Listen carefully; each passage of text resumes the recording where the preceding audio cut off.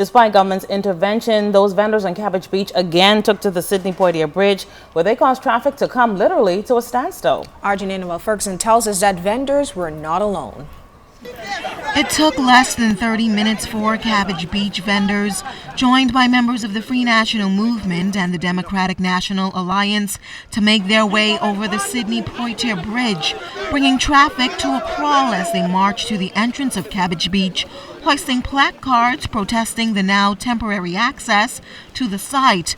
Now, the fence at the beach rolled aside earlier in preparation for their arrival. Once there, protesters flooded the gateway onto the beach site, but the matter quickly escalated as the angry crowd tore the fence down and got combative with police. They claim that temporary access is not enough. I was arrested for standing up for what I believe in and the only thing I know about my only terms of income. I can't go to nobody.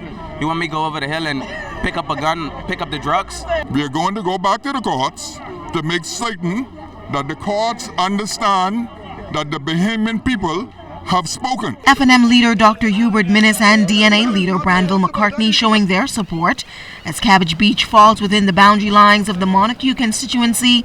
Area MP Richard Lightburn admitted that he had not had a chance to meet with owners to assist in finding a resolution. We had a similar problem with Atlantis when Atlantis first came.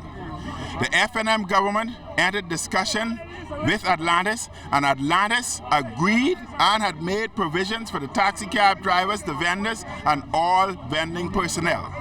We are requesting the same. Union leaders also joined in on the cause. There is nowhere in the region where you cannot have beach access. We are supposed to be setting an example as a tourist destination, so we need to provide beach access. For years, we've been talking about trying to organize what we call the informal sector. These people make a living by going, accessing that beach and selling their goods to our tourists. This is about the rights of the Bahamian people being violated, but it seems as if we're having some resolution. Meanwhile, a taxi driver was arrested during Monday's protests. Images of that encounter made the rounds on social media. President of the Taxi Cab Union demanded his release. He is still in police custody. I demand the immediate release of him. I demand that.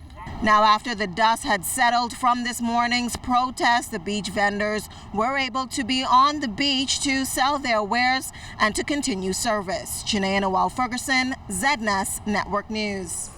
ZNS News spoke with Tourism Minister the Honorable Obi Bolshkam on the matter, particularly as many tourists were inconvenienced by the dispute. They argue that having made the purchase from Brookfield was responsible for ensuring that a second path would be found for people to enter the beach. Now, that's really the issue. The issue is getting on the beach. The beach is open to Bahamians, open to everyone, but getting on the beach, and that's the issue, that path that's been there traditionally, and that is why we've been arguing that that has been an access point for years, for decades, and we've been trying to find a way to get access to appreciate that position and work with the government and ensure that the path remains open.